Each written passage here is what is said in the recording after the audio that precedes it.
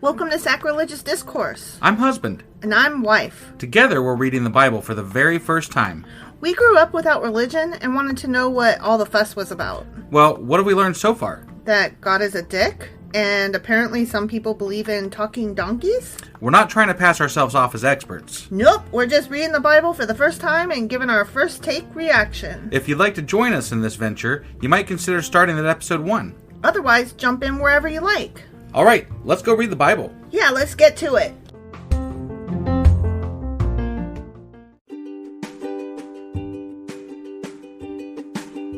Hey wife, did you know that Anchor is sponsoring our show? Really? Don't we use Anchor to distribute our podcast on Spotify and Apple Podcasts? Yeah, and we are on just about every other platform available as well, thanks to them. Why do we use Anchor as our podcasting service? Well, they make editing and distributing our show a breeze. What if one of our listeners wants to start their own podcast? Then they should head over to anchor.fm or download the app to get started. Awesome! You guys should go do that right now! Husband! Wife! Do you remember what happened yesterday? There was a magical army. There was a magical invisible army. Yeah, and then some dudes figured out that the Arameans had left their camp and left all kinds of shit behind. Well, the Arameans had left because they were terrified of the invisible army. Invisible army, yeah. Yeah. And then there was like a full-on Black Friday raid to get in there, and they trampled some dude.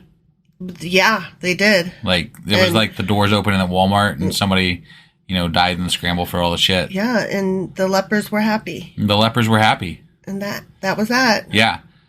Before we move on to announcing what that was, which actually that was 2 Kings chapter 7. Mm-hmm. But before we go on and announce what we're doing today, I do want to say that we have a longtime patron who has upgraded their pledge recently to the $10 level, and that is actually our highest paying patron at the moment. And that Who is this magical legend? Right. So thank you, Lindsay D. Lindsay, thank you so much. Yeah, no, I mean, it's amazing. Whenever we get something like this, it's just the greatest. We haven't really been focusing on it, but honestly, we utilize everything that we get towards stuff that we're doing for our podcast, and the appreciation can't be said enough. Like, it really does help us out. And if anybody else wants to help us out, the best place to do it is at patreon.com/sacrilegious discourse. There's levels starting as low as $2, and you can go all the way up to $100 or $10 like Lindsay and be like a co-best sponsor. Well, Lindsay, it is truly humbling. Thank you so much for your support. Yes, it means the world to us. It really does. It really does. So thank you again. And that being said, let's go ahead and get into our next chapter, which is going to be 2 Kings chapter 8. All right, let's go do this. Okie dokie. Hey wife, do you like coffee in the morning? I sure do, husband. Morning, noon, night. Which reminds me, I need to add that to our grocery list because we're running low. Wait, before you do that, check out the website ungodlybrew.com, where you can purchase a pound of your favorite flavor of coffee. What if I want more than 1 pound? Either order a larger amount, or better yet, get 10% off by setting up a subscription for every 2 weeks, or a month, or whatever works for you. Did you set up something special for our listeners? You know I did. Exclusive for our listeners, get an additional 10% off subscriptions by entering the code SACRILEGIOUSCOFFEE at checkout. That's a hellishly good deal. Ungodly Brew is hellishly good coffee.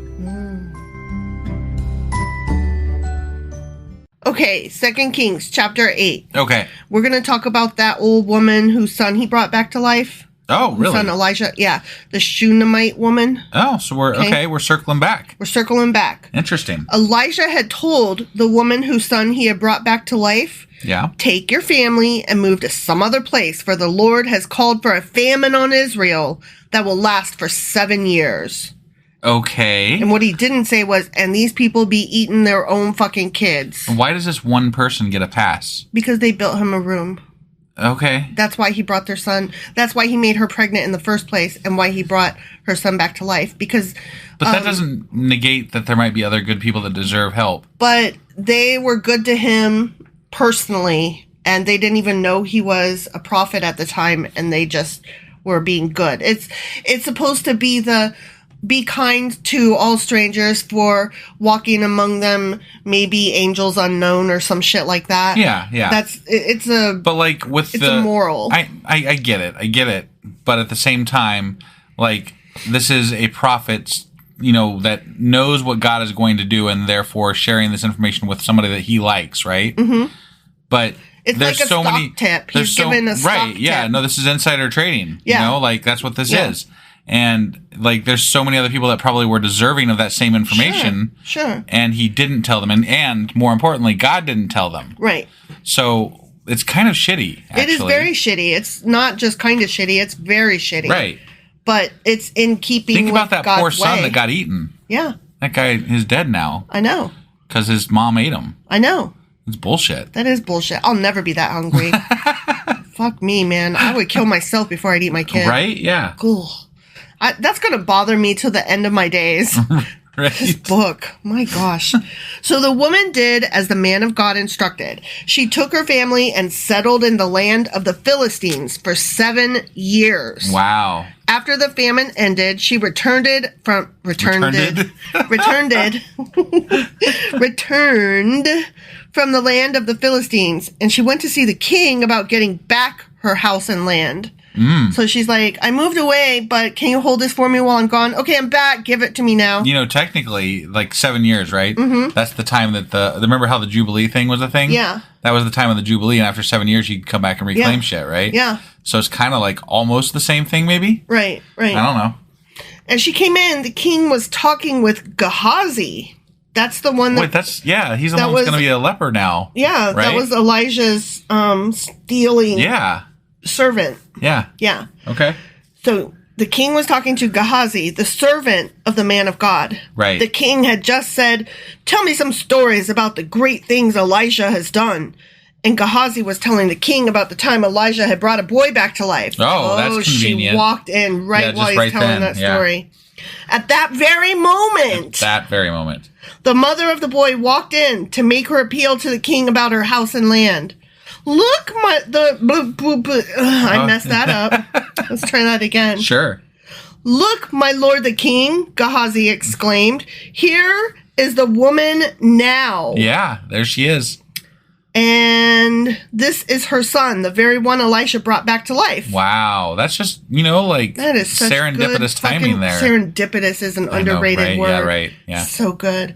Is this true? The king asked her, and she told him the story. So he directed one of his officials to see that everything she had lost was restored to her.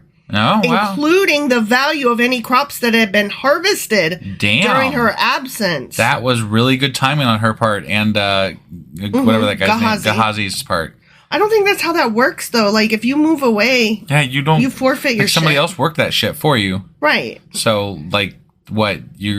Squatters' rates? Now the taxpayers got to pay you for you leaving that shit there? Right? Like, somebody else had to work it for you? Did you hire somebody to work it for you while you were gone? Sounds like a pretty good deal. Yeah. Like, I'm not so sure about this.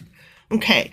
Elijah, this is the next section. Okay. Oh, and one more thing. Mm-hmm. The king apparently likes Elisha again because he was going to kill him like 2 chapters ago. Mm-hmm. Mm-hmm. Okay. I'm just clearing that up because, like, he was ready to murder the dude, like, chop his fucking head off. Right. So... Yeah, I have no idea. It seems to go back and forth. Right. Elisha went to Damascus, the capital of Aram, where King Ben-Hadad lay sick.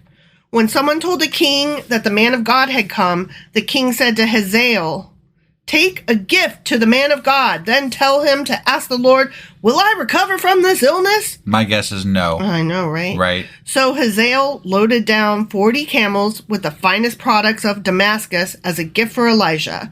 He went to him and said, your servant Ben-Hadad, the king of Aram, has sent me to ask, will I recover from this illness? Mm-hmm.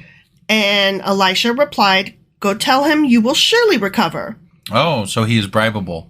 But actually, the Lord has shown me that he will surely die. Wait, what? Why is he going to have him lie to him? I'm telling you the truth, but I want you, servant person, to go lie. That's dumb. I'm telling you, servant person, one thing, but servant person, I want you to go say something. Prophet of the Lord, the Lord is telling the prophet to tell him to go lie, which is not a good thing to do. Yeah.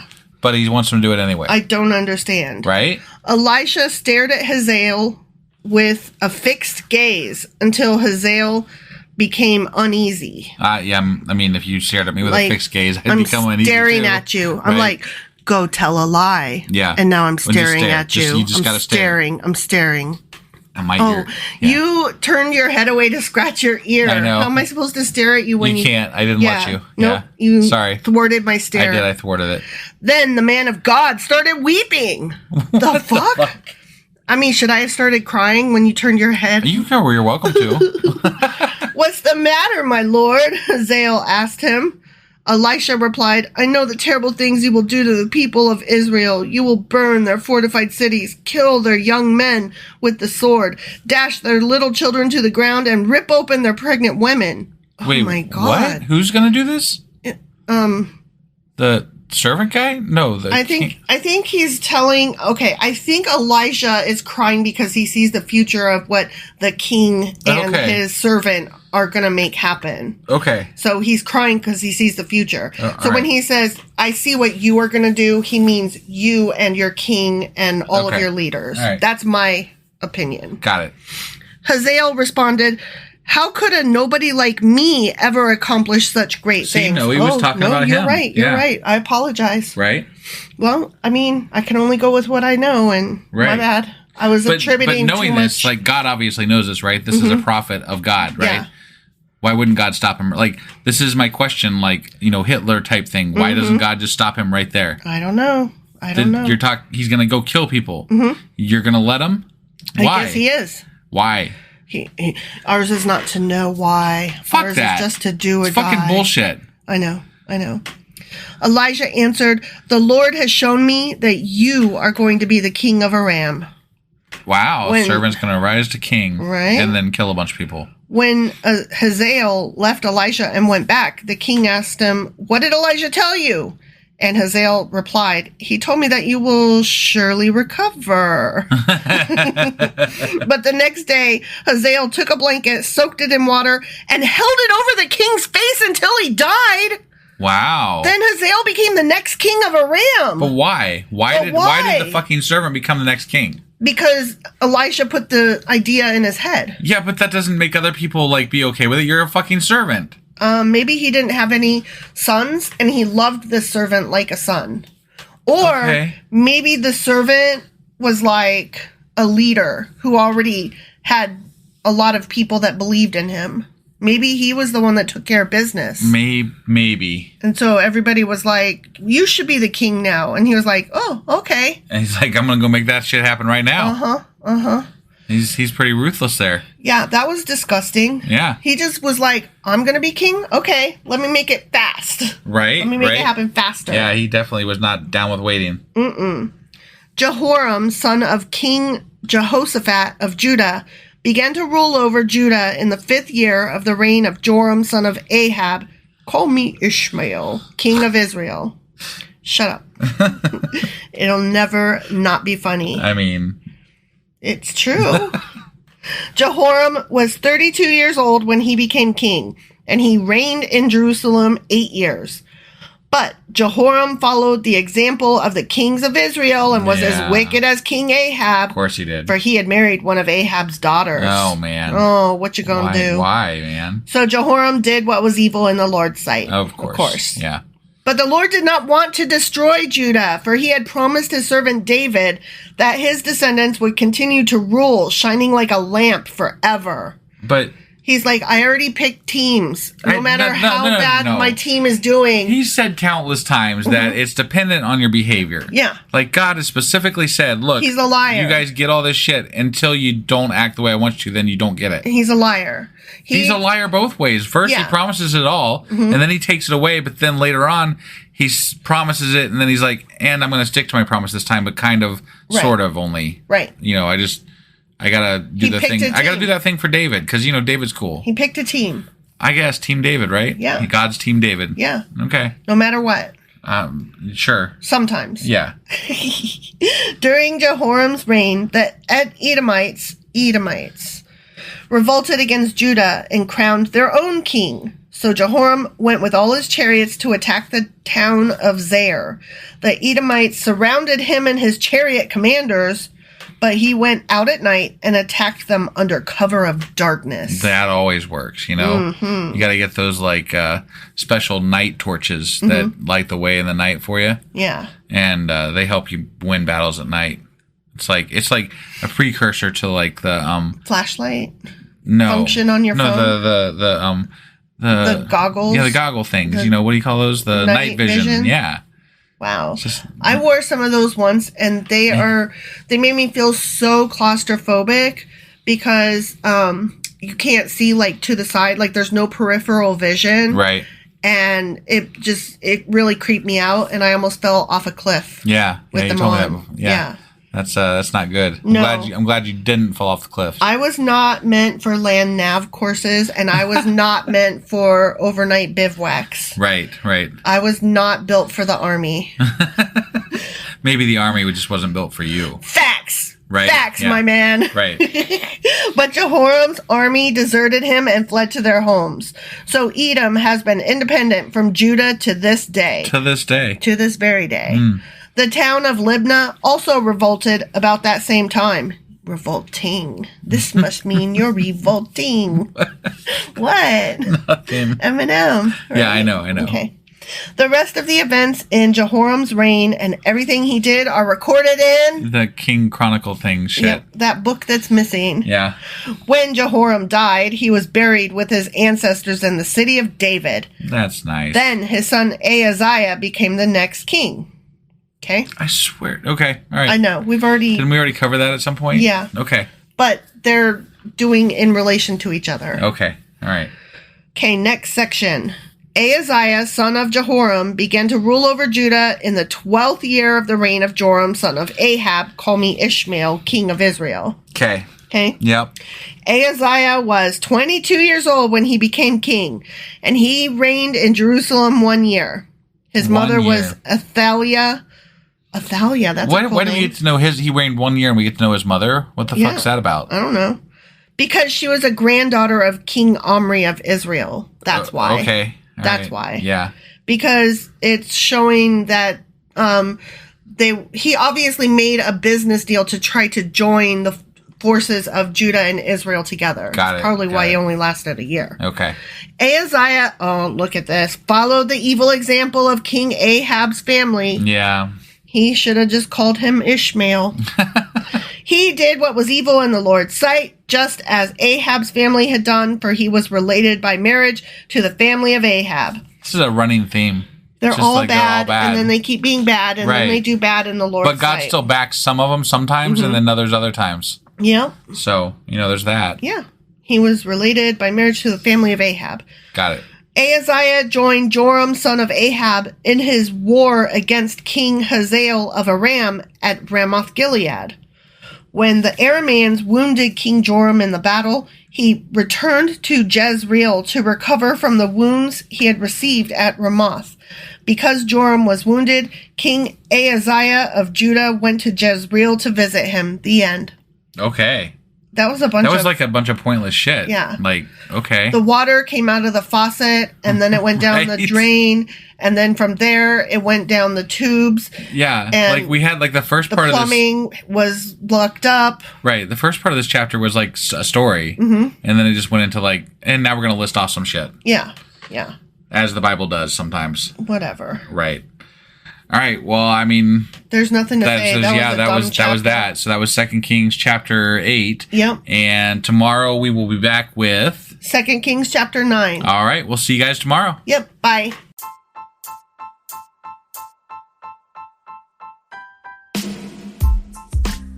Hey, wife. I guess that's the end? But husband, that's just sad. It doesn't have to be. We are on lots of social media platforms like Twitter. Our handle there is sacrilegious_D. For D's nuts. Oh my God.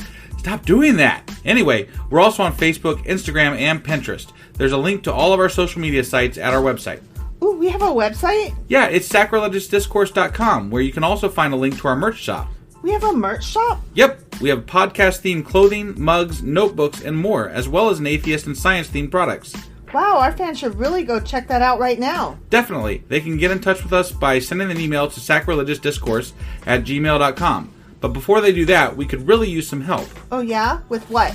Well, it's not free running the podcast, and we need some financial support in order to get better equipment, which will free up time so we can concentrate on our podcast and our fans. Okay, so what should they do?